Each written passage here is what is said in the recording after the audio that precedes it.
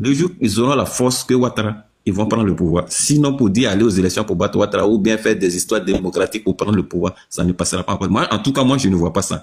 Quand je m'assois, je réfléchis, je fais des trucs, je ne pense pas que ça peut arriver. Attendez, vous allez avoir votre motion après, parce qu'après, ça va encore rallonger le truc. Voilà, donc c'est lui qui a la force, qui s'apprête pour prendre le pouvoir. Parce que ce pouvoir, il n'est pas trop. Ouattara ne vous laissera pas ce pouvoir facilement comme ça. Merci beaucoup. C'est vrai, on va faire le beau discours, mais il faut s'attendre à tout. Merci, je chute pas là. Merci beaucoup. Donnons la parole à M. Sorotigui. Allez-y, M. Sorotigui.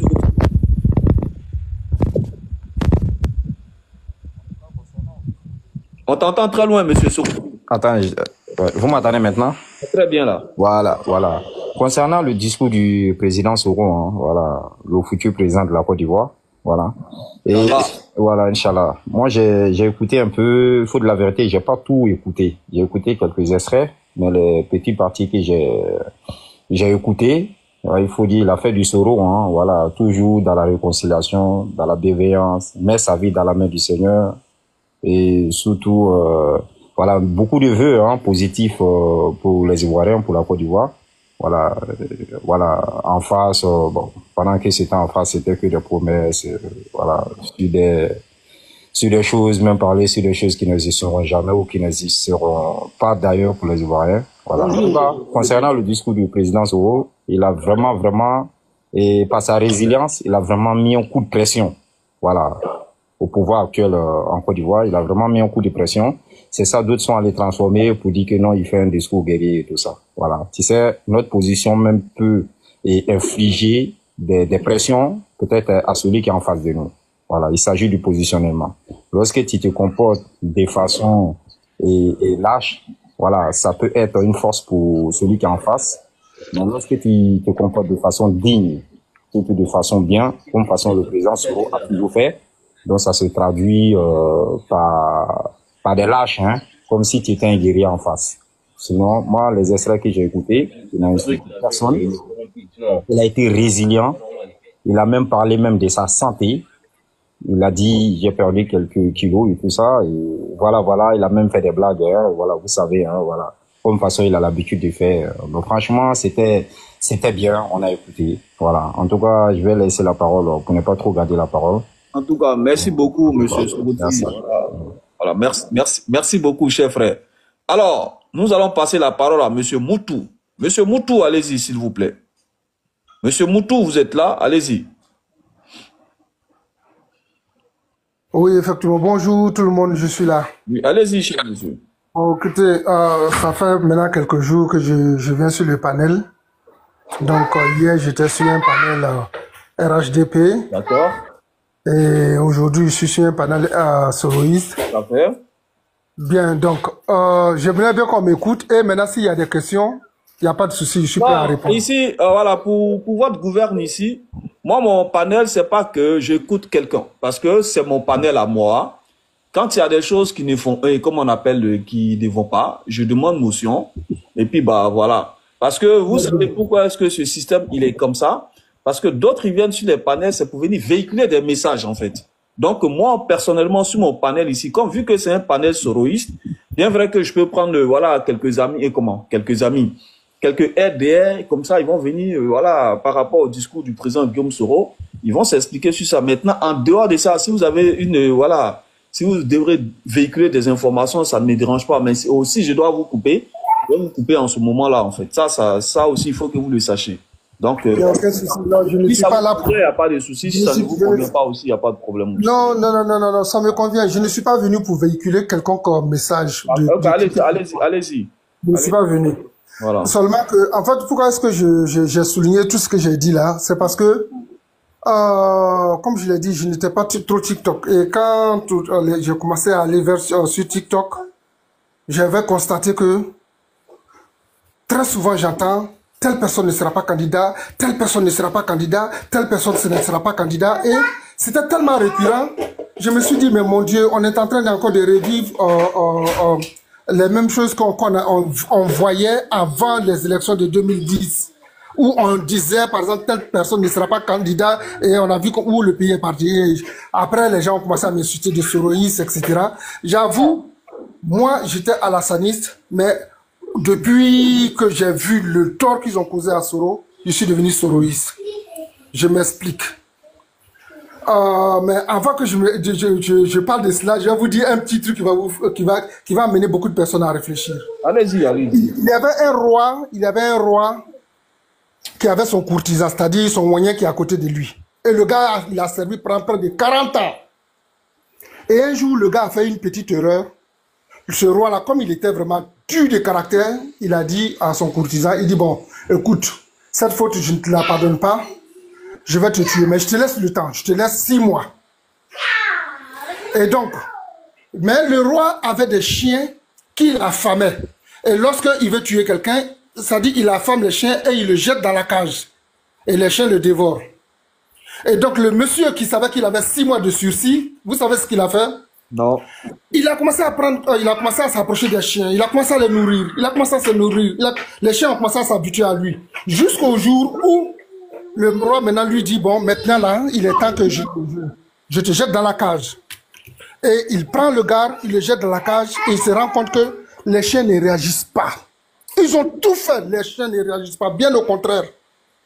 Et il demande au monsieur, mais qu'est-ce que tu as fait? C'est là le monsieur va lui dire, pendant 40 ans, je t'ai servi loyalement. Il a fallu une petite erreur pour que tu me condamnes à la guillotine. Voici ces chiens qui sont là. 6 mois, pendant 6 mois, j'ai commencé à m'occuper d'eux. Aujourd'hui, où ils doivent s'occuper de moi, ils ont reconnu un peu le bienfait que je leur ai fait. Ils m'ont épargné.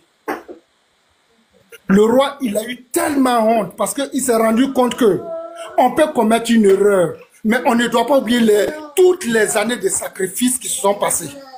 Et il a demandé pardon à son sujet et il a laissé passer cette affaire. Je le dis pourquoi? Je ne veux pas rentrer dans les détails parce que certains vont dire que c'est vrai, certains vont vous dire que c'est pas vrai. Ce qui est sûr, c'est que Soro, personne, je dis bien personne ne peut nier le fait que Soro a sacrifié sa jeunesse pour Alassane Ouattara. Personne ne peut le nier. À moins qu'on soit de mauvaise foi. Il a fait tout ce qu'il faut pour que Alassane soit candidat. J'imagine un temps soit peu, au moment où de la proclamation des résultats, j'imagine, ne serait-ce que, je dis bien que j'imagine, hein, j'imagine Soro venir dire, oui, c'est que, comment il s'appelle le gars là, la Cour constitutionnelle a dit c'est vrai, c'est Alassane qui a gagné, c'est Gbagbo qui a gagné, et donc il faudrait qu'on s'en lie. Je ne suis pas sûr qu'on aurait eu le résultat d'aujourd'hui. Il a fallu qu'il se mette du côté de la vérité, qui était que Alassane avait gagné, pour qu'on ait la force. Mais quand quelqu'un fait tout ça, mais qu'est-ce que Soro a pu commettre comme crime pour qu'il soit banni au point où tous les gars qui voulaient tuer Alassane sont rentrés et Soro qui a toujours été à ce côté-là, comment ils sont toujours dehors jusqu'aujourd'hui. Ça, je ne le digère pas. Et je ne vais jamais le digérer. C'est ce qu'on appelle chez nous Bossorouya.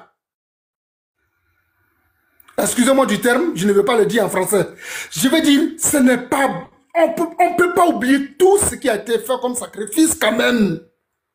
Pour une faute, qu'elle soit faute ou pas, je ne veux pas rentrer dedans. Comme je vous l'ai dit, parce que il y a certains qui m'ont dit que c'est vrai, d'autres qui m'ont dit que c'est faux. Je ne veux pas rentrer dedans. Mais j'aimerais bien que le président, comment on appelle, repense à tout ce qui s'est passé pour faire amende honorable, mettre un peu d'eau dans son vin pour le laisser rentrer.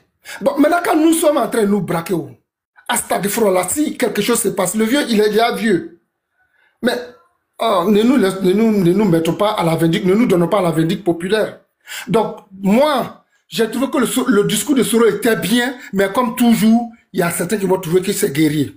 D'ailleurs, lorsque tu bats un enfant, tu ne peux pas l'empêcher de pleurer.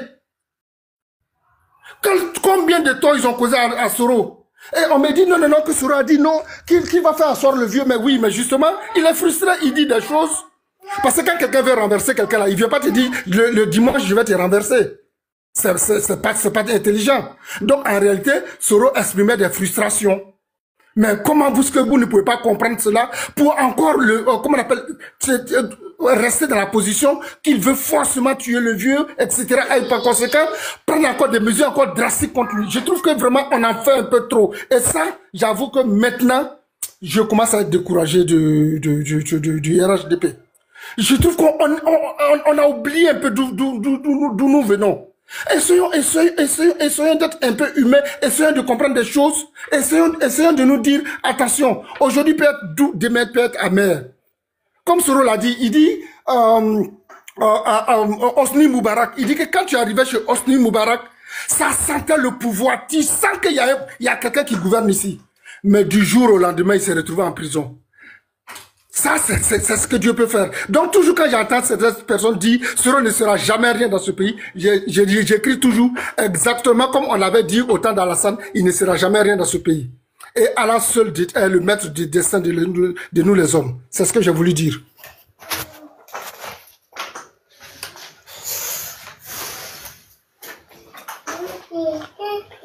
Ok. Merci.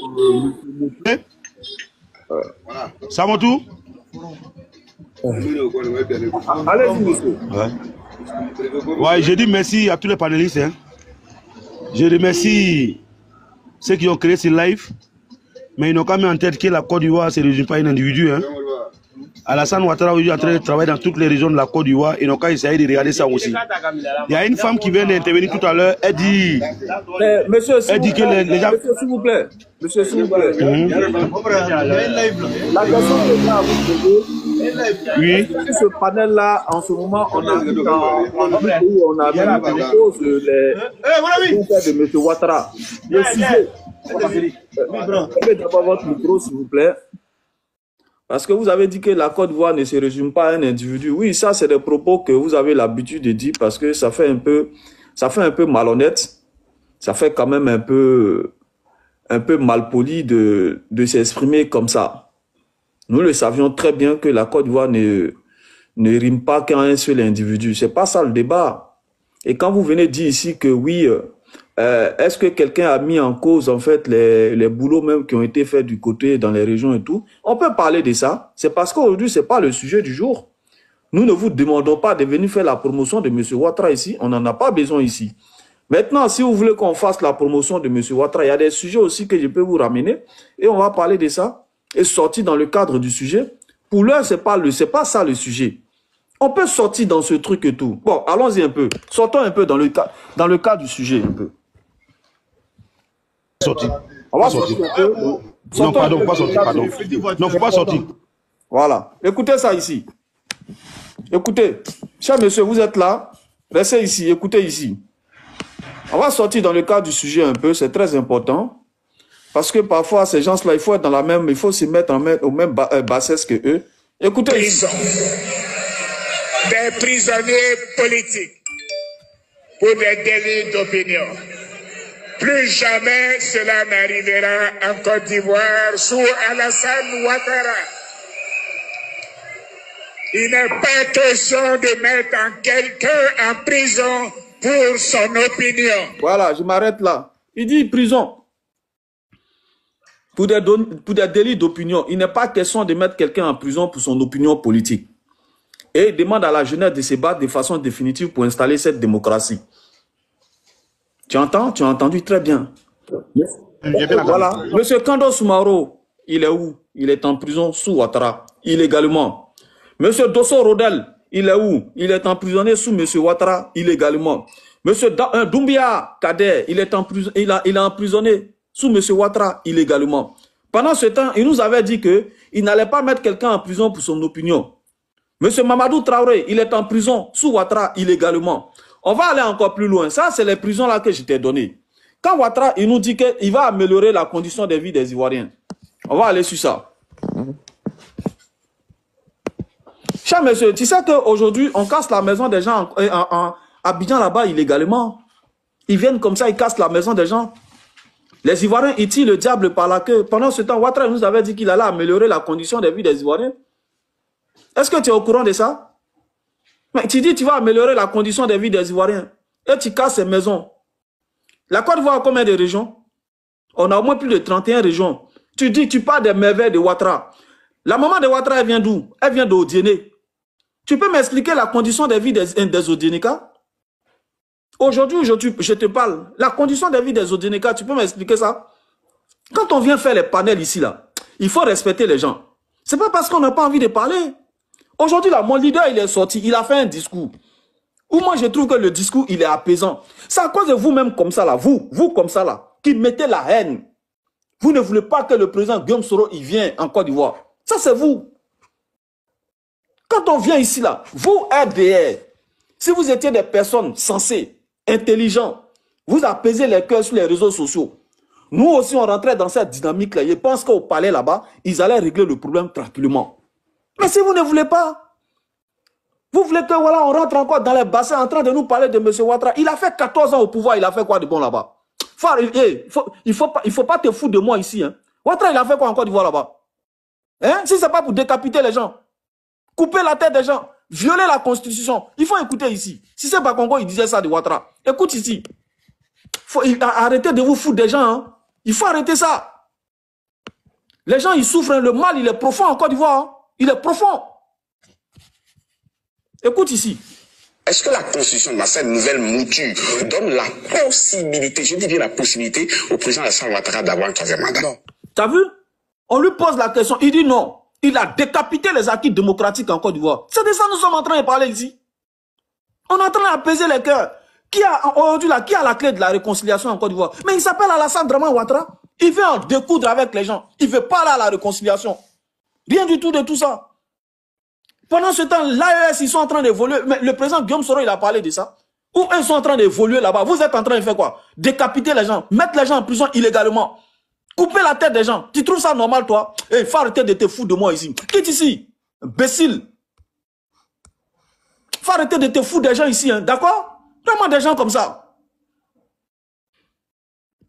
Vous croyez que je suis ici pour m'amuser avec vous?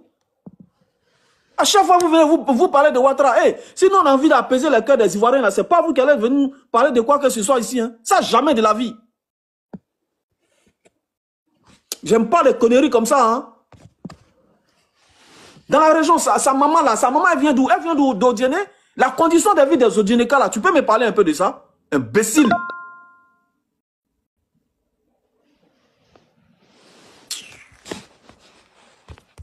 Quittez sur ma page ici rapidement. Quitte ici. Je n'ai pas besoin des gens comme ça ici. Non. Quand on parle à des gens qui sont intelligents, on ne va pas venir parler à des gens et puis non, arrêtez ça ici. Le mal, il est profond. Hein. Il est très, très, très, très profond. Mais s'il veut, il fait des... La Côte d'Ivoire a presque tout donné. Maintenant, s'il veut décapiter la Côte d'Ivoire, il veut brûler la Côte d'Ivoire avant de partir. Mais ça, c'est lui qui voit. Ça va aller avec lui là-bas. Allez-y à Odiéné, qu'est-ce qui est en train de se passer? Toi, tu vas sortir là pour venir véhiculer des informations mensongères. On tire le diable par la queue. Imbécile là.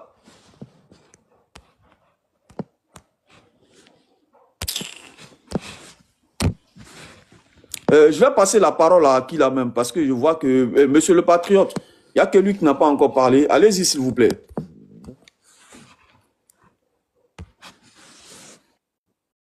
Bon, je suis tout de même, bonjour frère Ibra, bonne heureuse année à tout le monde sur le panel. Je suis un peu tout de même peiné de prendre la parole après ce qui vient d'arriver entre toi et l'autre frère. Bon, moi, je sais pas, peut-être c'est, moi, je suis un pro-ado, voilà. C'est toi qui vois ça, ça ne me dérange pas que tu sois pro-ado. D'accord, ok, déjà, voilà, non, si tu es prêt pour la contradiction, il n'y a pas de souci. Il n'y a pas de contradiction avec quelqu'un ici. Aussi, peut-être que comme tu es Ibra la chance, moi aussi, j'ai cette chance-là d'être au Dinika. Voilà, pour le moment, c'est pas, je ne suis pas une contradiction. Quand ça va se passer, pour le moment, je ne suis pas en train de faire ça ici. Après, voilà, il y a des occasions qui vont se présenter pour des contradictions, il n'y a pas de souci. Mais pour l'heure, c'est pas d'actualité, ça. C'est le discours. Le message que mon leader, il a véhiculé. Exactement. C'est un message, en fait, qui ne vous sied pas. Ça, c'est vous qui voyez. Nous, ici, non. Voilà, je suis monté pour le discours. Voilà, je suis monté pour le discours. On va en faire un décryptage et bon, je vais... Voilà, celui qui pense que le discours ne le convient pas, bah, il n'y a pas de souci.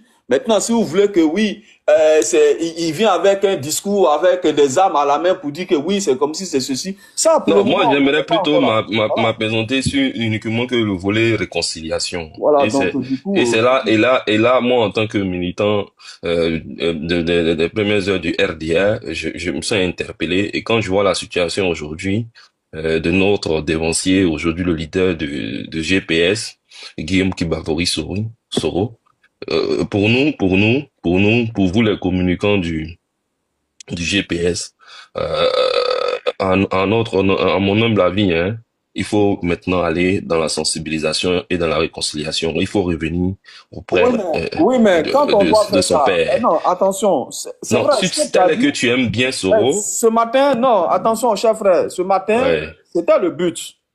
Parce que moi, depuis hier, j'ai pris au moins 3 heures de temps en train d'écouter le discours. Ce matin même, j'ai fait passer, c'est-à-dire en feedback sur mon panel ici. Le but là, moi je ne veux pas voir la Côte d'Ivoire se brûler, quelle que soit la situation. C'est là que mon cordon ombilical a été enterré. Voilà. Là où mon cordon ombilical a été enterré là, c'est la Côte d'Ivoire. Je ne veux pas voir ma Côte d'Ivoire brûler. Depuis hier, quand le président il a fini de faire ce discours, ça a été un discours apaisant. C'est un discours, il n'y a rien de, voilà, qui peut faire fâcher quelqu'un. Et il est parti à l'essentiel. Et automatiquement, c'est vrai, nous, sur les réseaux sociaux, il y a quoi qu'on véhicule à part que ça? Moi, quand je dis que, mais, Ouattara, au lieu de mettre les gens en prison illégalement, mais, pendant ce temps, Assimi Goïta, il est en train d'aller visiter des usines. C'est pour, je tape là où, pour fouetter un peu son ego. C'est ça, en fait. Mais toi, tes camarades, ils sont en train de faire tout pour faire évoluer ton pays. Toi, tu es en train de nous persécuter. C'est une façon de fouetter son égo. Sinon, à part ça, il y a quoi d'autre? Maintenant, s'il ne veut pas le faire, ça, c'est lui qui voit ça. Ça, personnellement, moi, j'en ai rien à cirer. L'égo de qui? Du président, tu veux dire? Voilà. Donc, ce que nous, on dit là, c'est ça, le président, il est venu dire. Peut-être que, comme eux sont des hommes politiques, ils peuvent dire ça autrement. Maintenant, ce matin, quand je sors pour venir dire, mais qu'est-ce que le président Guillaume Soro, il a dit? Nous tous, on comprend français. Ce qu'il a dit là, il n'a rien dit de méchant. Au contraire, encore, il est venu encore appuyer sur la réconciliation. Avant même qu'on les quitte ici, on va écouter, ça fait 30 minutes. Comme d'autres personnes nous écoutent à Abidjan, là-bas, ils n'ont pas assez de passes. Dans ce nord aussi, c'est en Europe. Je vais faire de toute façon, je vais faire écouter encore. Tout le monde va comprendre. On a au moins plus de 200 personnes ici. Quand je faisais écouter, on était au moins 100 et tout. Mais on a 200, ils vont écouter. S'il y a des propos, en fait, guerriers ou s'il y a des choses, mais il veut rentrer dans son pays, vaquer à ses occupations. Le président Guillaume Soro, il connaît que la politique. Il n'y a pas ça là, il n'y a pas quelque chose d'autre qu'il connaît.